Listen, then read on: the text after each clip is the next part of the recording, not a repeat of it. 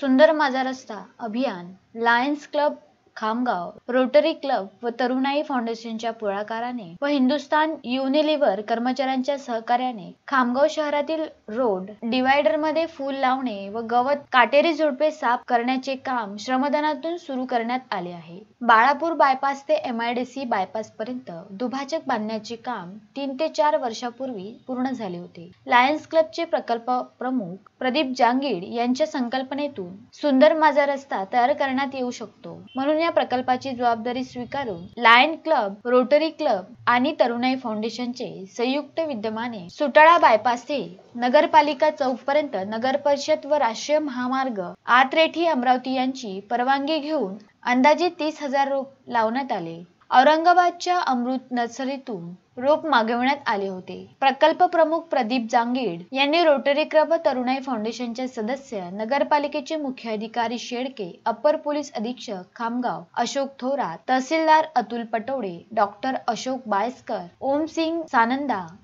अनिल नावंदर, अमोल शहा, स्नेहल हाटोळे, नंदकिशोर देशमुख, नारायण पिठोरे, मनजित सिंग शीख आदी मान्यवरांच्या प्रमुख उपस्थितीत 3 डिसेंबर रोजी वृक्षारोपण कार्यक्रमाच्या दुसऱ्या टप्प्याची सुरुवात करण्यात आली होती। यावेळी पालिकेकडून पहिल्या टप्प्यात 430 ट्री गार्ड व दुसऱ्या टप्प्यात 500 ट्री गार्ड घेण्यात आले। एका वाहनावर बसून दररोज झाडांना पाणी देण्याची जबाबदारी स्वीकारली आहे। वृक्ष लागवडीसाठी देणगीदारांना लायन्स क्लब तर्फे प्रशस्तीपत्र देण्यात येत आहे। विश्वकर्मा सिल्वर्स हाऊसचे संचालक कमल जांगीड आणि अध्यक्ष सचिव कोषाध्यक्ष 2023-2024 यांनीही प्रत्येकी 100 झाडांची जबाबदारी घेतली आहे, अशी माहिती प्रकल्प प्रमुख प्रदीप जांगीड यांनी दिली आहे।